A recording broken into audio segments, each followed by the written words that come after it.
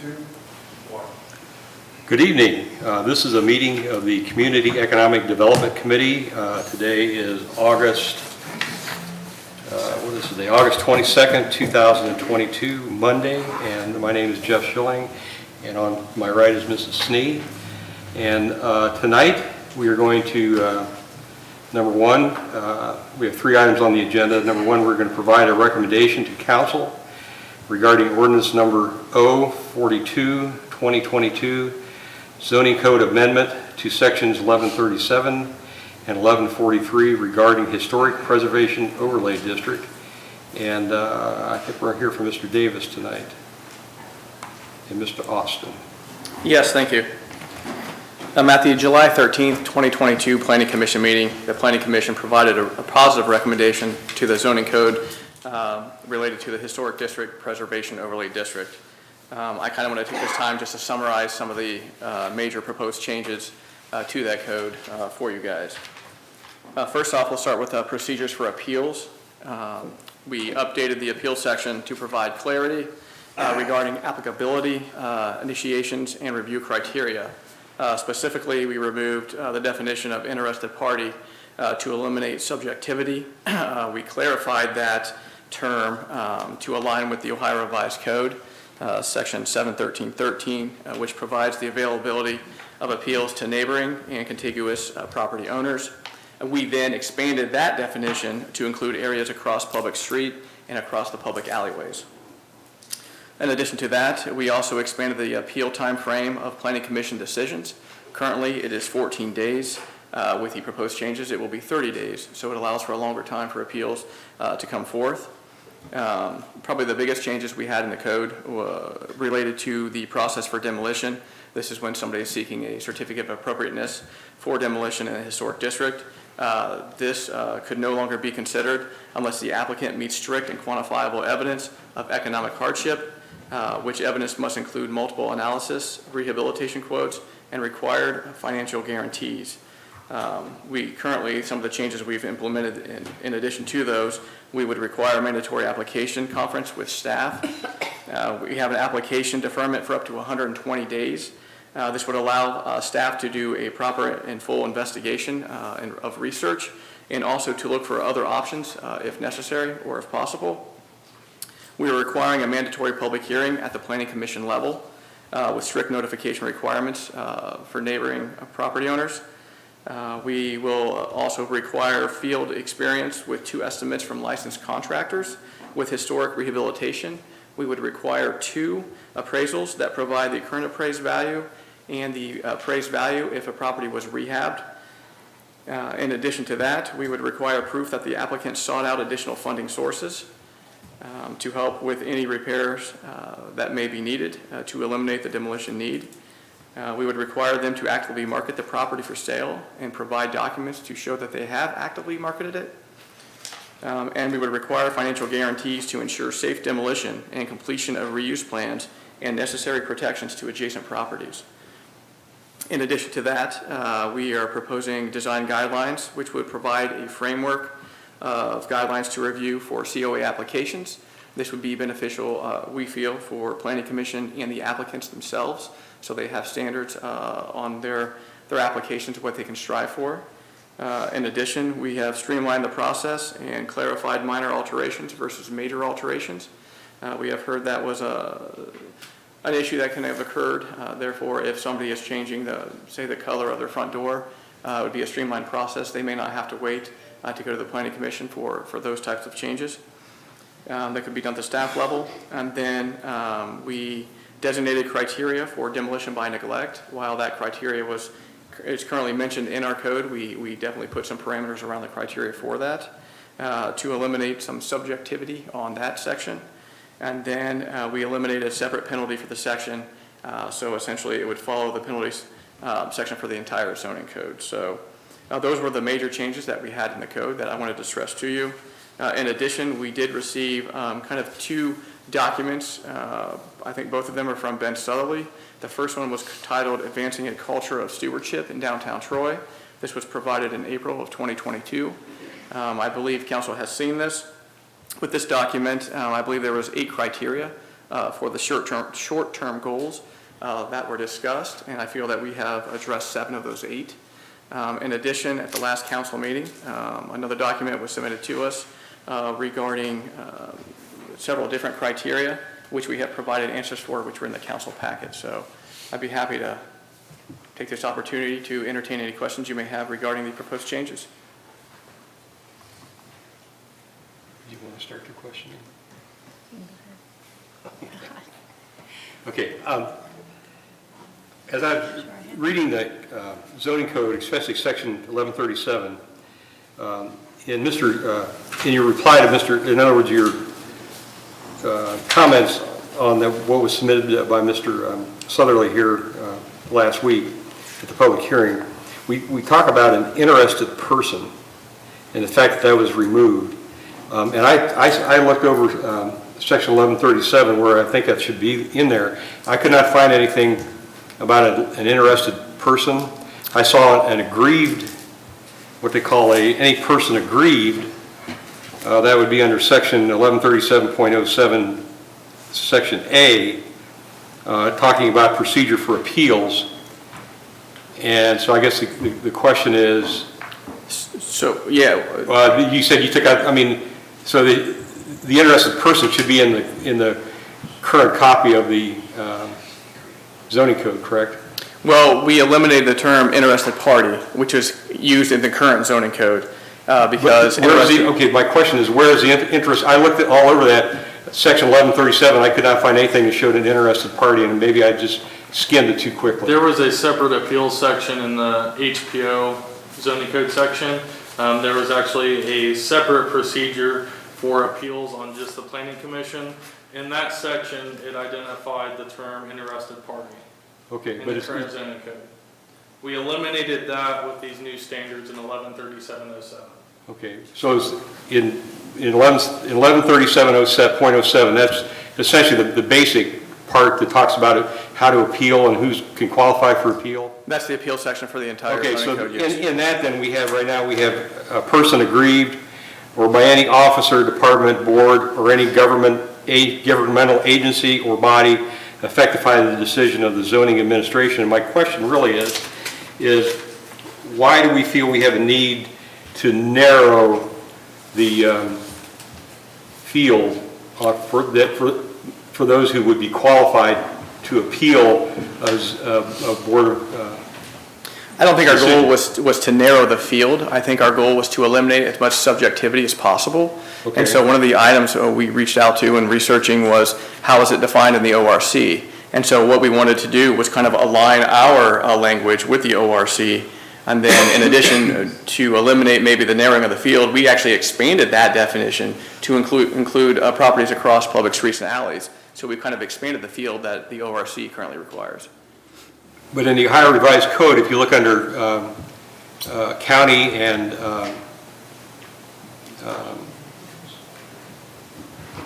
what's the smaller unit? I can't, it's slipped my mind. But anyway, Municipality? No, the outside municipality, Unincorporated area? yeah, the unincorporated areas. The language that we have in ours is the same as what they have in theirs now. I think, again, I think our goal and our intent when we were reviewing this was to take out subjectivity. Who appeals, who has standings, who makes that decision. What we try to do is take what the current ORC states, who has the ability to do that, and we try to align our code with that definition. Once again, we try to do that to eliminate the subjectivity and make it clear for those who wish to make an appeal. But if a resident of Troy, not necessarily across the alley or next door, feels that this thing is not, that the decision and the appeals process, in other words, once the decision made, then there's the only thing left is the appeals process until you take it to court.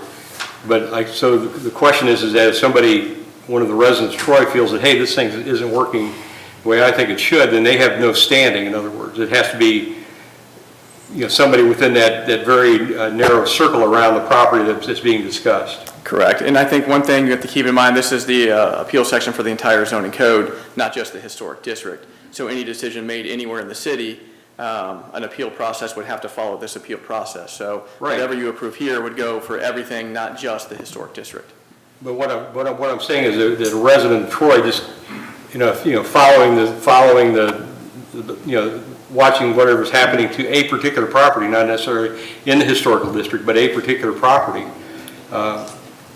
and they feel that something's not right about that process, there's no way for them to appeal this under the new code. There's no way for them to appeal it under now. the current code. Well, they could be under the current code, they could be a person aggrieved. A person agreed, but there's more specific, Mr. Kerber's in the audience, maybe he can clarify this, but somebody who's aggrieved has to show some direct impact. Well, if I'm living in Troy and they decide to do, that to me would be a direct impact. In other words, I guess the question is, I'm just concerned about the fact that we're trying to narrow this thing down, where in reality, the whole idea is that we want public input on all the processes in the city of Troy, whether we have people coming to city council to talk to us, or people that want to talk to us tonight in our committee meetings, or whatever. Where does in this process we are essentially eliminating our residents. We're not. Yeah. I mean, that's your interpretation of this, but we're really not, because in the current code, somebody who lives on the northeast side of town can't appeal a decision of the planning commission that does not directly impact them from an application from the southwest part of town. Well, that's what this That's person. never That's been- what this person agreed to. I think it has some bearing on this. That's what I'm saying. In other But words, as a citizen, you're saying. Can you clarify that, please? And if I may, while he's coming up, I mean, that seems to me to be a very legal type definition. We never say that somebody can't come Well, and number one, talk to person us. aggrieved is not defined in the Ohio Revised Code, so it depends on, I guess, what the. There's well-developed case law on this. There's been a lot of different case law, and that's actually part of what's being litigated with the Oddfellows building there, the tavern building, as Right. to the standing issue. There's a lot of different cases on that, and actually, where the developed case law is, what's been proposed and the recommendation of the Planning Commission is broader than what a court would allow under the current code. So, and as far as your example, if you live in the northwest side and you don't like the decision of it, under current law, you can't appeal that right now. And what this does is it expands it. This change does expand it. To across the alley. Yeah. I mean, you got people on both sides and across the alley, and that's basically it. And I think, if you want me to get into the rationale, I'm certainly willing to do that, because what you do is you have a tension between an individual's property rights and just having any citizen in the city having the ability to appeal and not allow them to use their property. So courts have developed this, balancing those factors out, and not just allowing any person to appeal, because essentially you're going and asking permission from the government for something to do, and that if somebody doesn't have a direct economic or impact, this is the theory developed in all these cases, that the court says you're running it through the process. There was a process in front of the Planning Commission, there's an application, you have to submit all those different standards. However, if you go over that threshold, there's a limitation on who can actually make an appeal. And that's the theory behind all that developed case law that sets forth. So what this does is, in this, what the Planning Commission has approved here and recommended, it expands it over what it currently is. Okay. You ready for the question? I am ready to hear from people about their questions Okay. before I have any other questions. Okay, Or any other presentations. So why don't we go then to, I think I'm done with that. And then, so we have members of council have questions on this that they would like to bring forth. Mr. Sievert? So I'm going to go. Okay. Todd Sievert, council member at large. I guess the question to Grant is this then. Here's my problem with the language as it's written. Using a hypothetical example of agave and rye. If you look at agave and rye, Grandpa Joe's would be an aggrieved party under your statute, but Subhouse wouldn't, because there's an intervening building between Subhouse and agave, but Grandpa Joe's is directly across the street. And that's where I'm having problems with this. I do think we have the right to put a limit on who can appeal, but I think it has to be some sort of material causative or connection between the people and the petitioner in front of the Planning Commission. And I think that's the problem with how it's worded right now, is you're limiting the number of appeal, you're defining people across the street or across the alley, but you're not having people that are on the same block, if there's an intervening building between them, being able to have an appeal process. Now, maybe I misread it, I don't know, I read it twice to make sure that I understood this, because I didn't want to come up here and be factually inconsistent. So if what I'm saying is wrong, then let me know that. But when I talked to Patrick earlier today, that's the explanation I got, was Subhouse would be off, but Grandpa Joe's could appeal. I guess just to clarify, and this issue came up prior to the Oddfellows, who has standing, and I've looked into the case law quite a bit, and it is, right now, even under the aggrieved standard, if you're talking Grandpa Joe's, who is not adjacent or right next to Agave and Rye, right? They would not have the ability to appeal right now. But we're going to give them that ability under... They're not adjacent, I don't believe so. Well, no, They're across the street. They're across the Oh, street. okay. So you're going to give them that ability, but you're not going to let Subhouse have that ability. Right. And that's where I have a big concern. Well, and the argument is that we use that, we want it to be a little broader. You know, as Mr. Kerber said, the adjacent properties could suffer a direct economic impact, which is the standard. Subhouse is, in your case, at least 2 properties down, if not 3. But it's one contiguous... It's on the same side of the street, whereas Grandpa Joe's is across the street, and so sees that property, or at least a portion of it, the corner. And also, we looked at that because it's consistent with how we notify when it comes to Board of Zoning appeals, official notifications to properties that include the adjacent and basically across the street. And there may be other council members that don't agree with this. I don't care. I'm just making my point. But we have the right, since we are changing the aggrieved. You're not looking at case law, because we're going to change the definition. So we're going to put aggrieved in, or we're going to change the definition of aggrieved by adding the people across the street.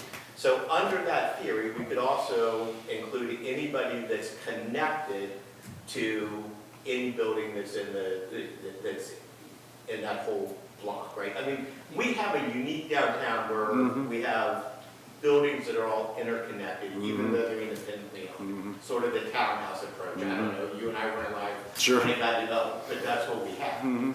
So we can also clarify then through this legislation that if you're in a building that's connected to a building that is in front of the Planning Commission, you would have appeal rights.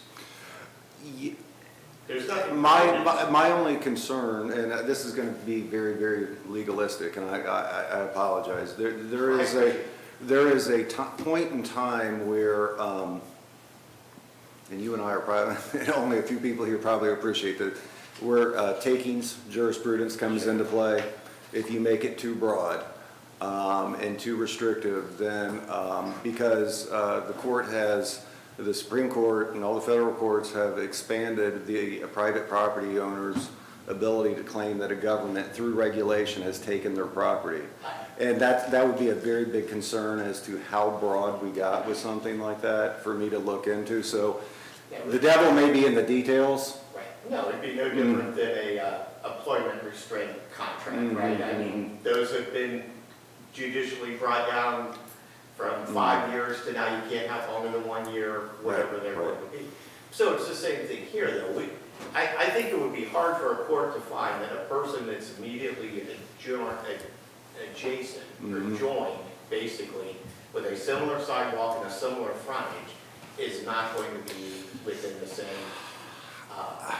area of concern. Just with some of those cases that I reviewed, that they like to look, some of the reviewing courts have looked at it, and they're sort of all over the place on how strict they're gonna be. Some of them are like, how does this affect your pocketbook? And you don't like a yellow wall versus an orange wall versus a blue wall. They'll say, what are you doing here? You don't have standing. Right. So, you know, I guess the more you expand it, the less comfortable I get. Right, but that's the whole appeal process, right? And that could be a big component of that too. Right. But in the meantime, you might have somebody that's wanting to get something done is tied up and they won't be able to do I get it. that, but the inverse is if you've invested in that property on that block, I think you have I'm not asking to expand it to go to Arc and Echo or whatever it's called now, can complain about agave and rye. Okay. But I think the sub-house should have the right to complain about agave and rye. Okay. I know you disagree, but that's. Well, I'm not in the policy decision on that, but that's just my legal concerns with it. But to Getting to validate the- your legal concern, we do have the right, because we're doing it already with the across the street and across the alley, we have the right to define to define who can appeal a planning commission decision in the historic district with this new legislation. We can define it, but we have to be careful about how we do it. I get it. All right. But there's really no, because you're now going to allow Tokyo Peking to complain about Subhouse, but you're not going to let Subhouse complain about, or I don't, even, let's go right next door, even if you went right next door, right to the new clothing store. They can't complain, well, no, they could complain, but one down from them couldn't. So Roberta Roberts' building couldn't complain, but Tokyo Peking could, because they're across the street. Well, and then that's in contrast to what it is presently, where if, I've seen cases where even if you're the next door neighbor, they've said you're not particularly economically damaged, so you're not even gonna be an aggrieved party, so. But if we do that, then you win legislative concern, so you have to draw the line someplace, so. Yeah, and that's the difficulty. And my problem with this, I would rather not have that language in and go back to the statute, or if we're gonna define it, I think we have to define it with better clarity, or else I think it does look like arbitrary decision-making. That's why I have. How is this not clear though? Adjacent and directly across the street? Because we have a community of downtown buildings that are all attached to each other, and so you're going to prohibit the person who's right down the street from having the ability to do it, but you're going to let the person across the street do it. I'm not arguing that part of it, that's more of an opinion thing, I'm just, this is at least objective, you'd agree, whether you agree with it or not. It's more objective than the ORC language. Yes, I give you that. It is more broad than the ORC language, but I think it's problematic. If I owned the sub-house and I wanted to object to the B on agave and rye, I think I should have the right to do that with the planning commission. And I think I've got as much right to do that as the person who owns Tokyo Peking. I guess it depends on where you would put, how are you going to define across the street or across the alley? Directly across, or are you going to say one building over across? But anybody has the right to approach the planning commission and say that they have a problem with the B on agave and rye. It's just that they don't have then legal standing if they don't meet this definition. They didn't allow public comment at the other meeting. Well, they don't have to allow public comment, but we The took. planning kid, Yeah, you can We approach have it. letters, we have. Hey, I gotta go. Thanks, everybody. I have a Well- meeting at 7 o'clock, so Okay. I'm late, but I wanted to say my I just have one specific question. If this definition does then exist, could a court still say that a person who, even though they meet that definition, just to use the example, Grandpa Joe's for agave and rye, that they still don't have standing because they're not an aggrieved party? I guess that would be up to the court at the next level. It's a hypothetical that we can't answer. Right, All we're worried about is, do they have standing to appeal to the BZA? okay. If they don't like what the BZA does, then it's up to the court to determine whether they have standing to go to that next level. Okay, so where we stand on this question right now then is that I think it might be, we want to consider whether or not the proposed definition expands or reduces the, in other words, I think probably agreed on it that would expand the, above and beyond what the Ohio Revised Code offers, which is a positive. And like I say, the other part of it, maybe Mr. Seaver's comment, is that we always have the ability to amend, go back and amend our zoning codes with the cooperation of the Planning Commission. We can always bring amendments to the, if in fact this is something that Mr. Seaver wants to pursue, then he and others can come to the before the Planning Commission and suggest an amendment to the zoning code. The Planning Commission would then review that and send a report to council for consideration. So the question then, I think, what we may try to do is first decide whether the suggested changes would be appropriate and try to move forward from there. Do we have any other council people that want to, anybody else in the room that they would like to say anything? Council, I'm on council, I'll get to you in just a minute. Are there any other council comments on any of the other sections that are being amended, the 1143? We've talked a lot about the 1137, is the 1143. Is there any questions about what they're doing there? I don't have any, if I may, Mr. Chairman. I don't have any questions, but to the discussion at the moment as to what Mr. Davis and Mr. Eidmeller have commented upon, I think that it's a good expansion of what we are currently using. It more directly codifies everything, and to Mr. Kerber's point of specifically broad or specifically restrictive, that's a fine legal line to walk, and so there could be, anybody can sue over anything, so that's up to them to make that decision. But I think generally where we are right now, that everything is very nice. In other words, you're saying it's better than what it was? Oh, absolutely. Okay. Mr. Sneed, do you have any? No, just that I would agree. I mean, I think providing any kind of definition is, I understand the desire for a more objective definition. I still wonder if even if you define it when it comes to a more, and maybe not for the BZA, we're defining it for that, but for even further, you're going to come up against legal standards, and we can't define for all of those. Okay. So I'm fine with the language the way it is. Okay. Is there any staff in the audience who'd like to make any comments? Staff? Okay, members of the audience would like to, anybody like to come forward? I'd like Nate to state your name and address, and try to keep your comments brief. There's no real time limit, but I know we've discussed this at public hearing here last week. Rosemary Jones, 1453 Cornish Road. I just wanted to ask Tim to clarify, you have all these criteria for people to meet when they apply for demolition. Do they have any requirement that until that demolition decision is made to keep the building from further deteriorating? Or, I mean, if we go with the obvious elephant in the room, shouldn't they have put something over the top of that building to keep it from continuing to deteriorate for 3 years? Is there any requirement for that? Do I have to go to the mic? No, I can go to the mic. Yeah, I need to go. Yeah, just that way everybody can hear you. Get it on So you record. gotta get on. So the criteria in there, I mean, it would That hasn't changed. If there's an application that's before the planning commission and pending conditions, it's hard to answer kind of an open-ended question. But if there is a building that is falling down and they come in for a demolition application, if that gets appealed, just like the tavern building is appealed, then that puts a stay on anything, any requirements that we do until that appeal is heard.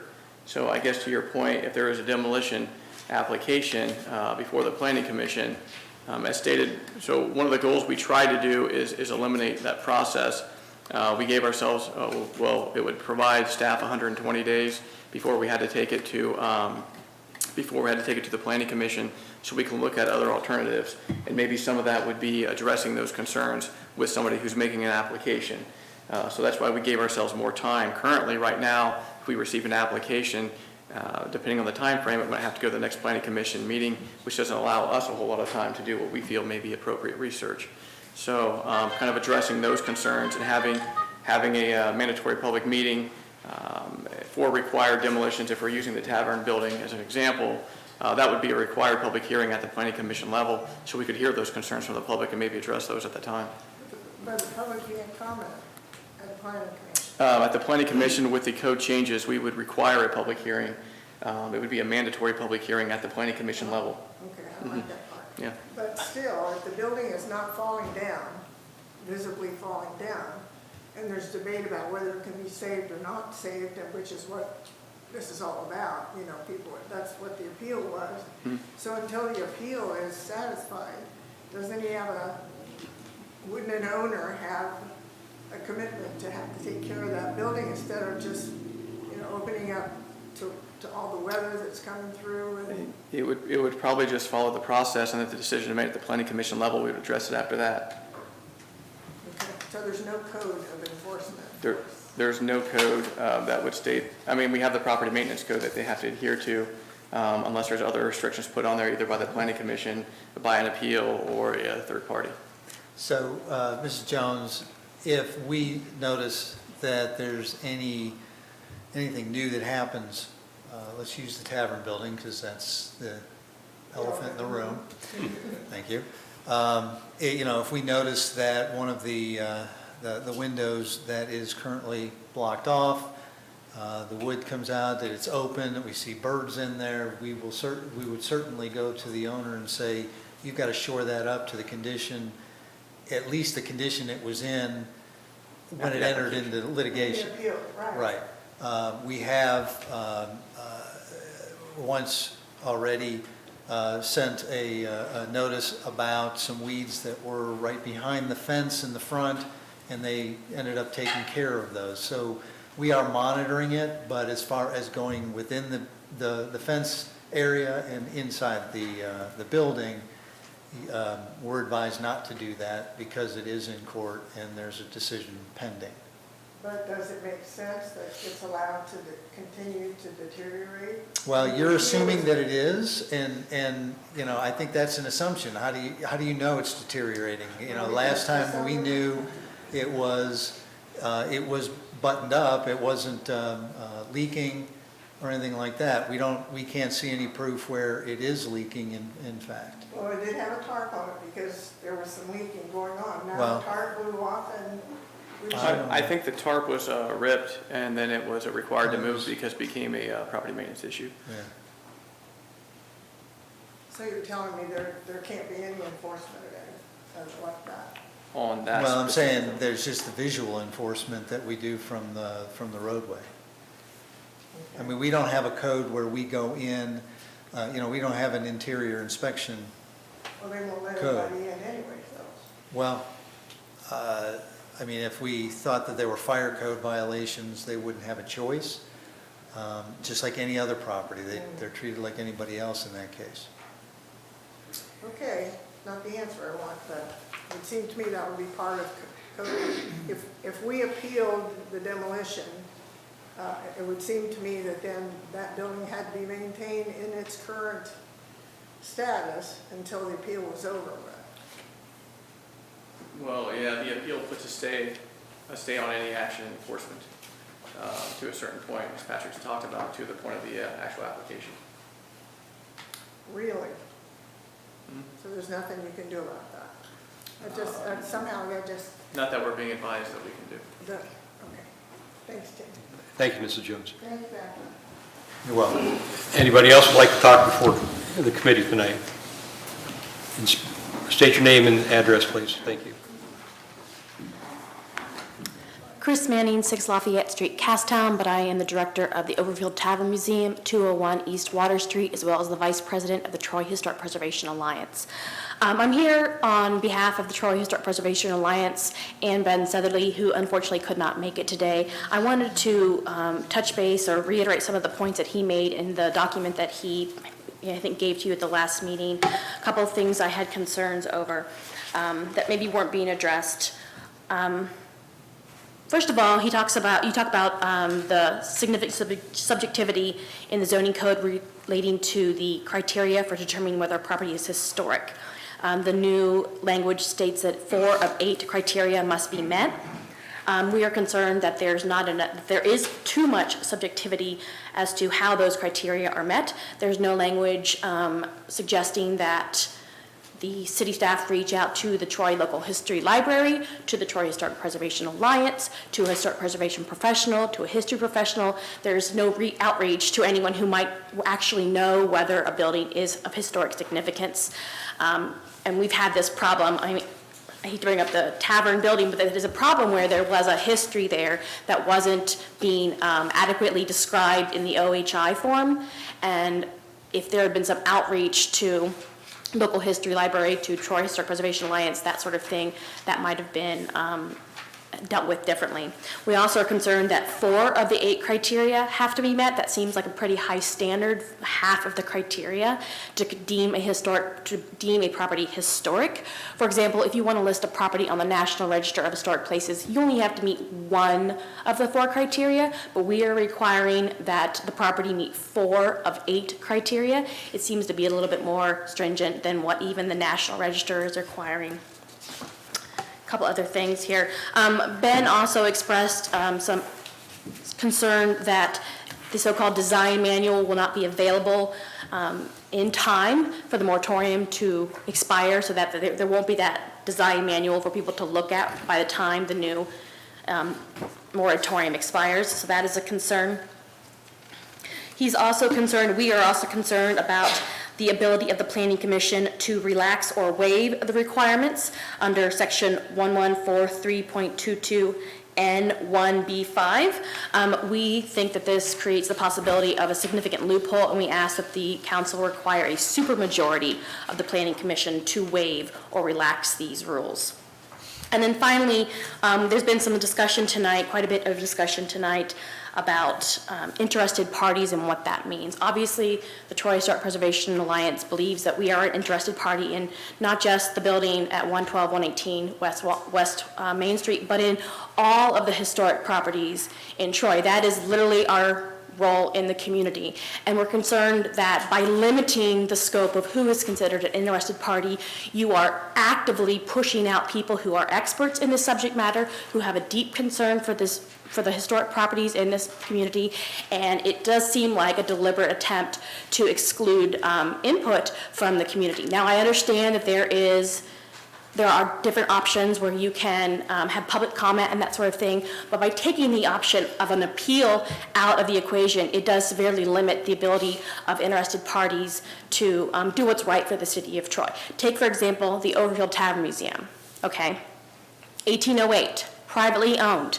If we wanted to tear it down, let's say the logs were failing, the foundation was failing, which was what had happened recently. We put over almost $200,000 of our money, of private money, no city funds, into the restoration and stabilization of that building. That is a significant amount of money.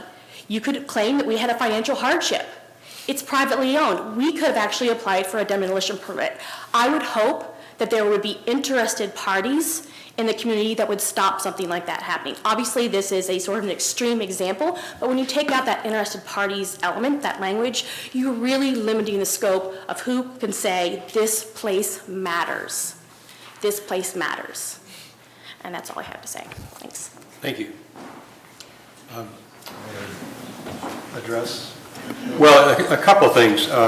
Number one, I know the design manual was one of the concerns, that my understanding in talking to staff that it will be ready by September when the moratorium expires, and that, again, we have to think that they now have 120 days to examine things, and so that, let's say the design manual was delayed a little bit, they would still have that 120-day period to complete the manual and then use that, for the application that's designed to be used for. And again, one thing that we forget about the Planning Commission is that they do have the ability and the authority to hire or seek out advice from anybody that they need to help them in the decision-making process. So again, if they need if they're looking at an issue or a building or a plot or whatever before them, then they do have the ability to say, hey, wait a minute, we need a structural engineer, or we need an architect, or we need somebody that knows something about the historical preservation. And I know Mr. Davis was talking about using the 120-day period, and he said one of the things that he mentioned specifically was going to the history library and saying, hey, what about this building? What do we know about this building? And so right now they don't have that ability to do that, but with that 120-day period, they are going to have the ability to, as staff, to do the research, hopefully do the research, and really learn about these buildings. So then when it comes down to the meeting some of these requirements, they have a better chance of understanding whether or not the building does meet the requirements as was laid out, the 4 out of the 8. So a couple of those things are, I think the new process is taking care of that, and I probably missed a couple of things. Did you want to fill in for me, Mr. Terrington? Sure. Well, we talked about the appeals part, but the 4 of the 8 criteria to determine whether some structure is significant is part of the model for historic significance that the State Historic Preservation Office provided. So that is the model that is shared throughout the state. With regards to, and then you were also telling me about we have a listing of buildings that have some. In one of our meetings, we were talking about the other day that we have a listing of buildings that. We have OHI forms, which are right. Historic inventories. The Alliance has volunteered to lead an effort to make sure that those are updated, as well as there are 2 properties that don't have one on file that we want to get on file. Those are kept at SHPO, the Historic Preservation Office, state. So yes, that's part of it, and that will describe the architectural features, the history of the building, anything that's significant that happened in the building, if there are elements of the building that are particularly significant. So that's all part of that. Okay. When it comes to the design. Let me ask you one question. And people can actually access that list if they go to this list of buildings. We have that on file here in the city? Yes, we do have those. Okay, and people can actually make recommendations to that list, and we can take a look at those and add to it if we need to? Sure. I'm not sure that there would be some area. Sure.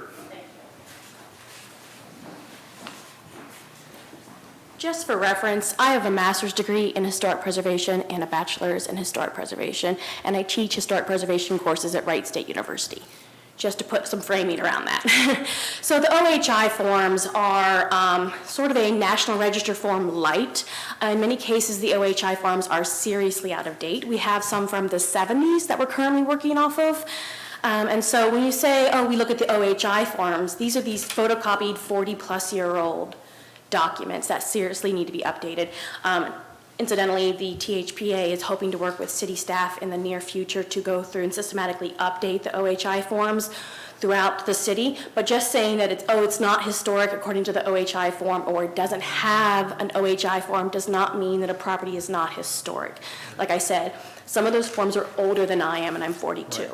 And I suggested, I was asking Mr. Chair, can we add to that? And he said, yes, we can. Yeah, so it's not a list. A citizen can add, request a building be added to that, and my only question to how old the forms are, the historical provenance of the building doesn't change over time. So it's not the same thing as the National Register. The National Register is a recognizing historically significant properties throughout the nation. The OHI form are Ohio Historic Inventory. So it's simply an inventory. It doesn't make a decision, yes or no, this building is historic. It's just basically a brief history of the architecture and significance of the building. The whole idea of the building being significant is something that Planning Commission and the staff would have to interpret from the OHI form. So it doesn't give you a yes or no. So just saying, oh, adding it to the list isn't give it any additional strength, I guess. Does that make sense? Yes, but it would give the staff then at least a description of the building and what areas are historical in the building, and so that would help them with their decision-making process. Yes, but that's also why we're concerned about taking out the whole interested party or more of that outreach to example like the THPA, because like I said, we recognize that those forms definitely need to be updated, and we are actually trying to work on that process and get funding because it's a very laborious process. So I'm just concerned that currently there's not that chance for input from citizens, and by saying, Well, oh, it has that's what the mandatory public hearing is designed to do. But there have definitely been times when we have been told that we cannot speak on certain elements. And that is part of what will change, what would change under this new code. It would be mandatory, so it would not be up to the Planning Commission to decide whether to have a public hearing. It must have a public hearing. We appreciate that. Yeah, okay. So, again, the 4 out of the 8 is from the Preservation Office. Just to clarify something that you said earlier about the design manual, we hope to have a draft available for the Planning Commission to look at in September. Right. That doesn't mean it's going to be done in September. However, the relevance of the design guidelines are kind of the working rules and regulations as guiding rules and regulations for the Planning Commission, developed by the Planning Commission, and they may change over time, you know. But what they don't do is they're not relevant except for in the reuse plan for demolitions. And so that plus the fact that we have 120 days to consider in the new ordinance versus what we currently have gives the Planning Commission the flexibility to incorporate those guidelines before they make a decision. Right. Okay. So let's see, there was one other thing here. The waiver of the requirements. It's important to note that if you look on page 11 of your packet, page 11 of the proposed ordinance, under E at the top, it lists out potential reuses. E is where if nothing else can be done, that's the only time that green space would be considered. It would be a reuse plan, but it is the reuse plan of last resort, and that's where the waiver comes in. By that time, you know, they will have the property owner making the request will have had to have a pre-application meeting with the city. They will have to engage several different multiples of several different disciplines to discuss the appraised value, contractors, any specialty firms such as structural engineers, et cetera, before it even comes to the Planning Commission.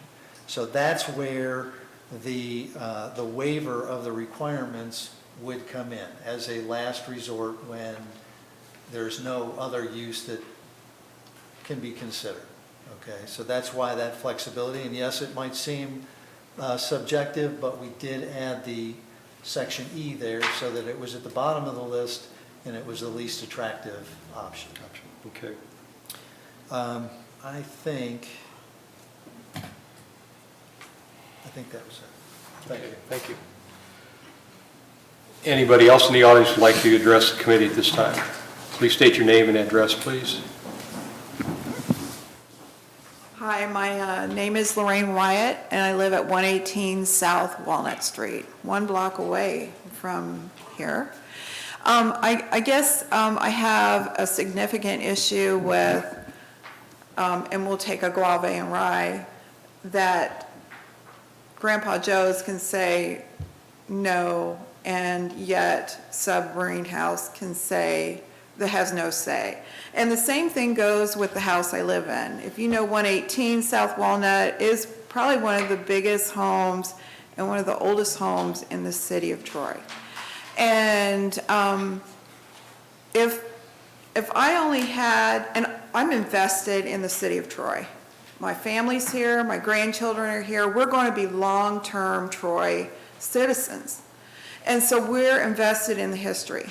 So if I look across the street, it's 109 South Walnut. I own that house.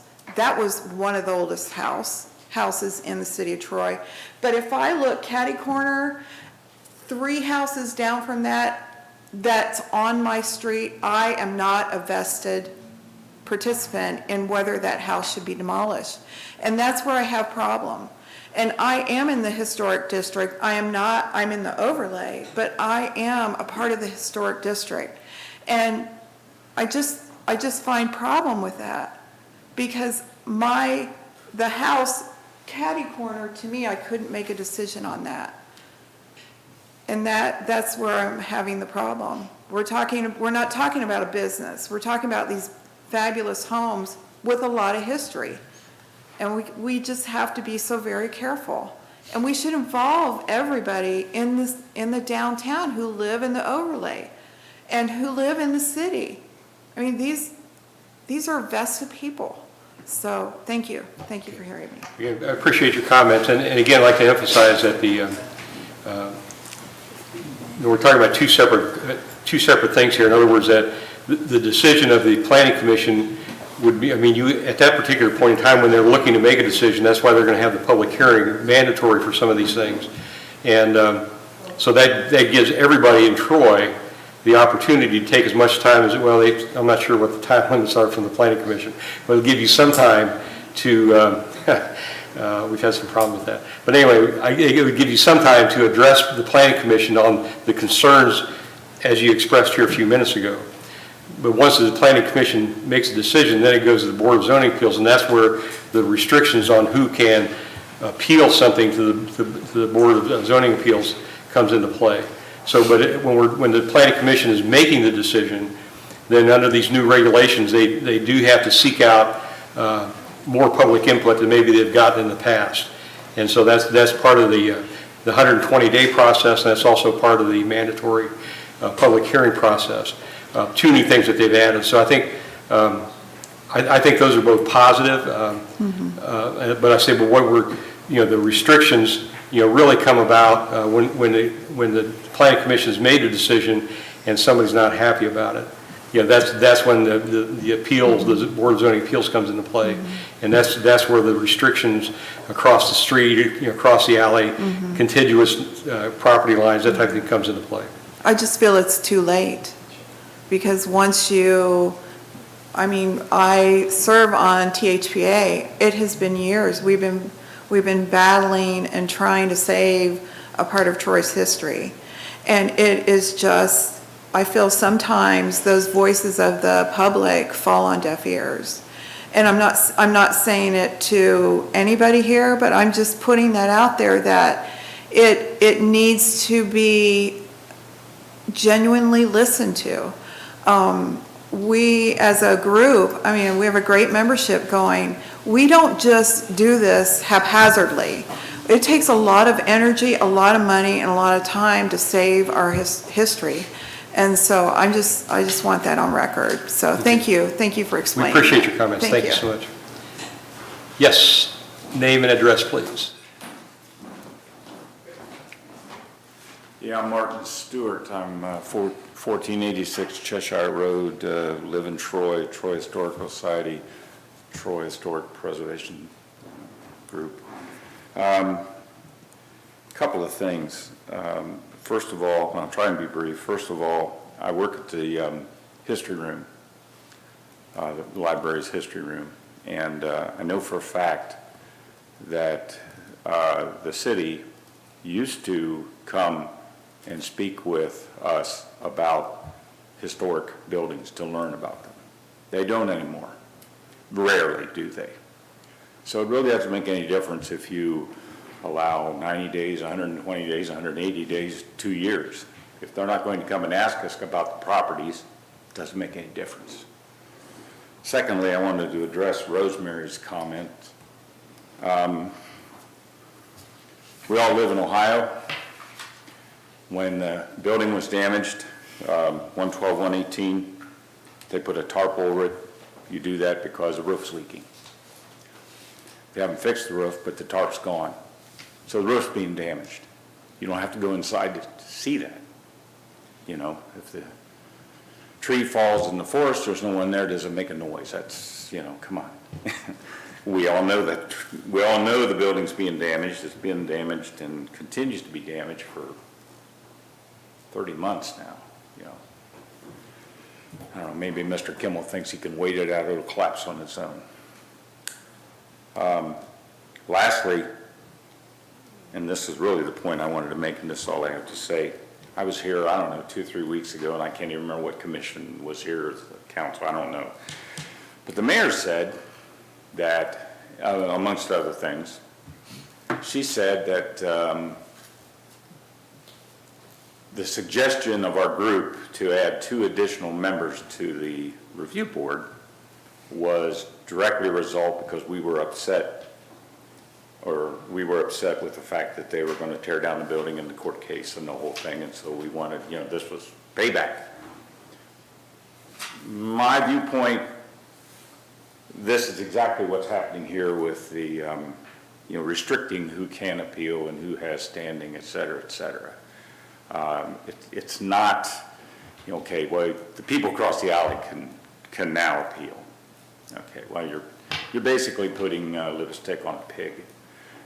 This to me is a clear effort to eliminate the historical community, or certainly reduce the ability of the historical community to bring up valid points where commissions of the city have made errors. I can't see it any other way. Anyway, that's my point. Thank you.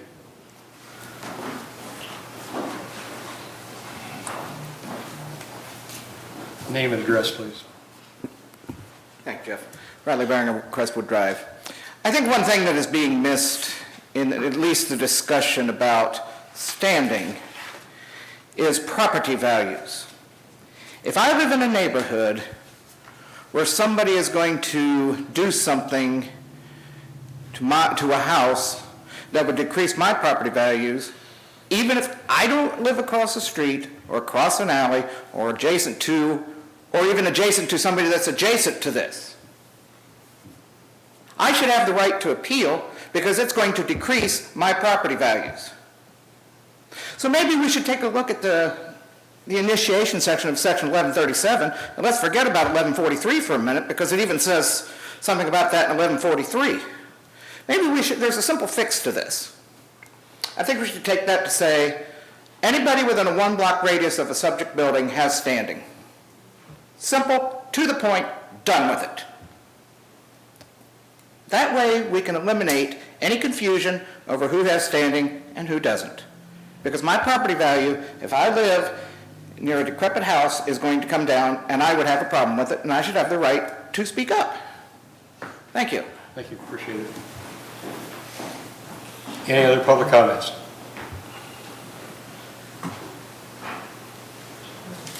Okay, seeing none. Mr. Pierce, you joined us a little bit late. Do you have any comments or questions you'd like to provide or ask at this time?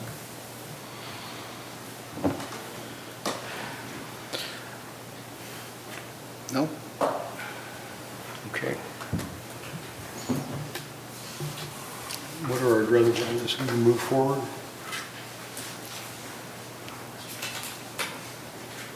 I just want to make one comment after listening to everything, and that is, as I've listened, I've heard people say that we are talking about limiting or expanding or changing the idea of input on any decisions. And I just can't see where anyone in the public, anyone in the city of Troy doesn't have the right at every level, council committee, council meetings, planning commission, whatever public meetings we have, understanding that at times that has been changed, have the ability for input. To me, the question that has mainly been addressed is the question of legal standing. So we heard right at the beginning that that is a legally defined idea, and in listening to everyone talk about whether or not they have legal standing about what is happening, I have never heard anyone mention the right of any property owners to say what they may or may not want to do, can do, will do with their property.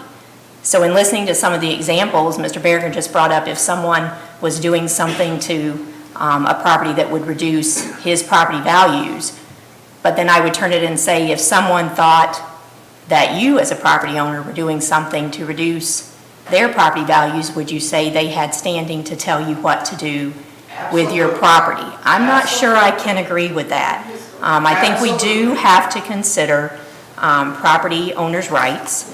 I also think we have to consider that whatever our disagreements about how many people should be on the planning commission, that board exists, and I have served on it, and I would absolutely say that every person on there has the best interests of Troy at heart.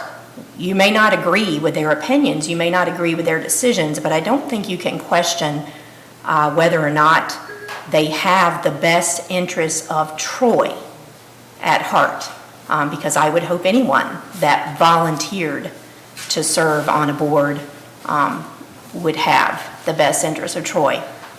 Sometimes people make decisions that we don't agree with, but when it comes to the specific amendments that have been proposed to the zoning code, I do understand the items that have been proposed are seeking to, as has been pointed out, reduce some subjectivity, provide for some more clarification. It might not be what is finally needed as clarification. Maybe that definition will have to be amended at some point, but I do think that this is a valid starting point for amendments to the zoning code.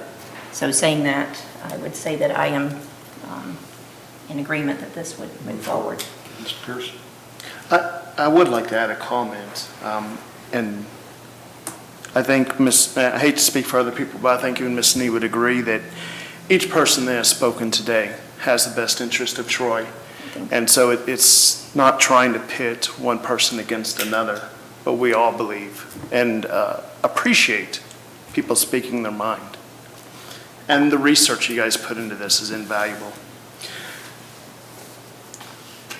I'm recommending moving forward with it.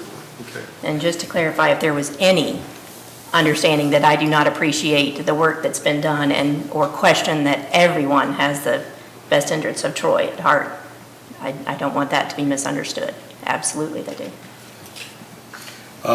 Just one comment on the public input, and again, I know we've had some discussions about the Planning Commission and other committees and commissions in the city of Troy, and again, I know it's not the practice of the Planning Commission to allow public input prior to decisions that are made on a regular basis. They do it every once in a while, but it's not a continued item on their agenda.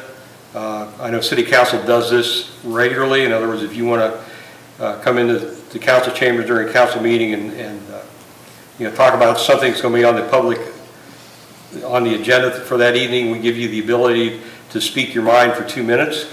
And Planning Commission usually does not allow that. And I know we've discussed this with the mayor, and I know Mr. Titterington knows how I feel on this. And I think this is something that the Planning Commission should consider to add in the future, but that's their decision. That's not City Council's decision, as I've been told. And but again, it would be something that I would look at for them, wish that they would consider. But as to the item before us this evening, I think I would also like to move forward with this and make a recommendation to council on that. Okay. Item number 2. Item number 2. Okay, let's see here, get back to the playbook here. Okay, number 2, we want to provide a recommendation to council regarding ordinance number 044-2022, rezoning in-lot 8386, 2601 West Main Street from M2 Light Industrial District to a planned development industrial PD-1. So this is basically, I think we have, Tim, do we have that? So you see the drawing on the last page of that section of your packet. The property is on the north of West Main Street, across from Carriage Crossing. Carriage Crossing, yeah. Yeah, it's next to Caldwell House. Caldwell House, thank you. And they are requesting a change of zoning from light industrial to planned development industrial. You will, once this is rezoned, they do have a process they have to go through for Storage? the PD process, not historic. No, it's not historic, please. Okay. But there is a process that they have to follow to get the final plans approved. This is the first step of several steps. Okay. Questions from the committee? None for me. Other council members? Staff? Public comments? Was our brother should move forward? Move forward. I think we can move forward on this. Move forward. Okay.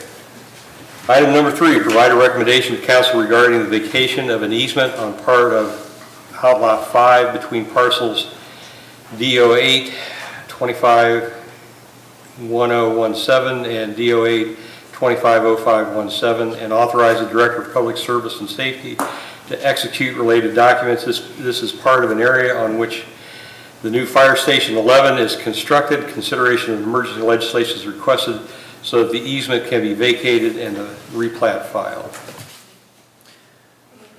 The easement is not needed for any kind of public purpose. Again, we are asking for emergency legislation. The rest is as you stated. Okay. Comments? Nope. Any additional council's comments? Anybody? Staff? Public? What's our druthers here? Move forward with emergency. Move forward with emergency? Move forward with emergency. Move forward with emergency. Is there anything else before this committee? No, sir. I think we're adjourned. Thank you so much for all coming. We appreciate it. Yes.